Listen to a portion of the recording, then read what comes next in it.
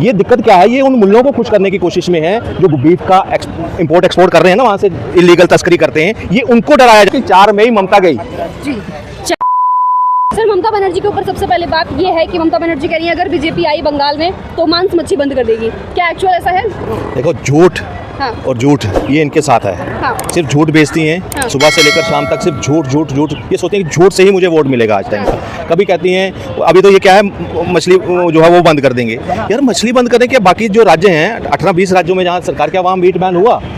ये दिक्कत क्या है, ये उन मुल्लों को खुश करने की कोशिश में है जो बीफ का इंपोर्ट एक्सपोर्ट कर रहे हैं ना, वहाँ से इलीगल तस्करी करते हैं, ये उनको डराया जा रहा है कि नहीं मेरा मुस्लिम वोट बटे ना, ओवैसी को ना जाए, कांग्रेस का ना जाए। दिक्कत यहाँ ये है, उसको हिंदुओं को मीट से क्या लेना देना। वहाँ बंगाल में उनकी सुबह जो है वो मीट से शुरू होती है, मच्छी से शुरू होती है। हाँ। तो वहाँ से इस तरह का वो तो पॉसिबल ही नहीं है कि उनको डर दिखाकर कुछ ऐसे करेंगे। हाँ। ये एक्चुअली दिक्कत क्या है, ये उन मुल्लों का इनको फिक्र सता रहा है जिसकी रोजी ही चलती है गौ मांस के ऊपर।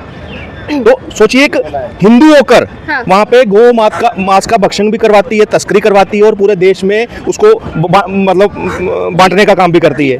तो यही एक कारण मुझे लगता है कि सनातन समाज को, खासकर बंगाली समाज को सबसे ज़्यादा, अगर वो मांस भक्षण करते भी हैं ना, मगर उनकी एक स्पिरिचुअलिटी माता रानी में है। सबसे ज़्यादा माता रानी को पूजने वाला, चंडी माँ दुर्गा को पूजने वाला, सरस्वती को पूजने वाला प्रदेश वो है।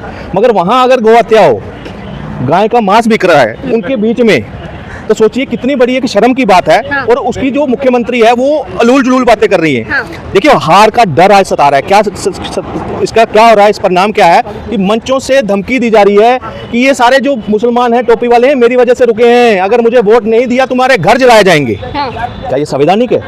फिर कहते हैं कि बीजेपी जो है लोकतंत्र की हत्या करी। असली लोकतंत्र की अगर किसी ने हत्या की है वो ममता बनर्जी है। आपने पिछली चुनाव देखे, चुनाव के जस्ट बाद बीजेपी कार्यकर्ताओं को नंगा घुमाया गया, महिलाओं को पहले कहते 500 देंगे, 1000 देंगे, मगर साथ में क्या देंगे, नंगा घुमाएंगे।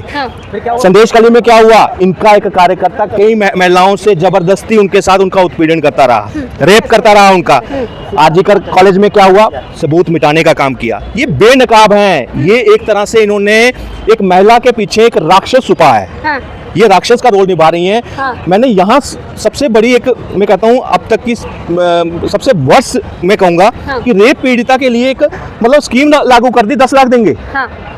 मतलब कोई रेप विक्टिम है उसको न्याय की बात नहीं है। न्याय क्या है, सबूतों के साथ टेम्परिंग ही इनकी सरकार करेगी, इनकी पुलिस करेगी, मगर क्या है 10 लाख कर देखकर उनको मुंह बंद करने का काम कर रही है। सर्वऋषि की तमन्ना अब हमारे दिल में है, देखना है जोर कितना बाजुए का। देखिए वो अभी थोड़ी ये आने वाला है ना, 4 को है ना रिजल्ट है, 4 मई को। 4 मई ममता गई। हाँ। 4 मई ममता गई।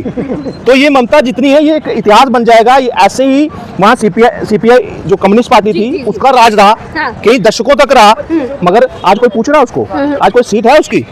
वो जैसे वो सुख रहे हैं वैसे ये सुख रहे हैं। अब बंगाल में, पश्चिम बंगाल में कमल खिलने जा रहा है। हाँ।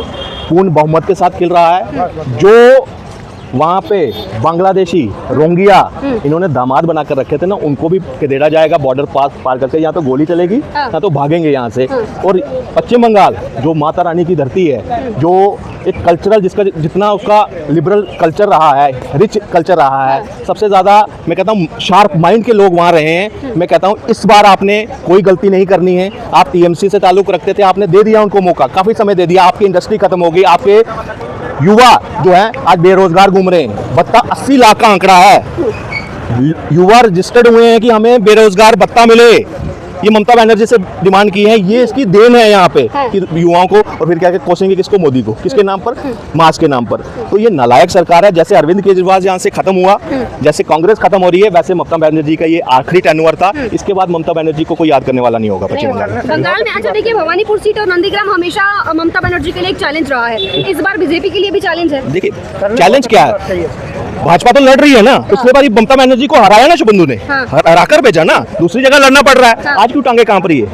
क्यों कांप रही हैं? क्योंकि उनको पता है मेरा जड़ यहाँ से उखड़ चुकी है। अब सिर्फ ये लास्ट जो ना, वो कहता है ना, वही 4 मई ममता गई। लेकिन सर आपको नहीं लगता कि ममता बनर्जी की पकड़ जमीनी मुद्दों पे ज्यादा है वहाँ की? देखिए इन्होंने सिंडिकेट्स बनाए हुए हैं। जहाँ तक मैं समझता हूँ पश्चिम बंगाल को, इन्होंने सिंडिकेशन हर एक फील्ड में सिंडिकेट्स बनाए हुए हैं।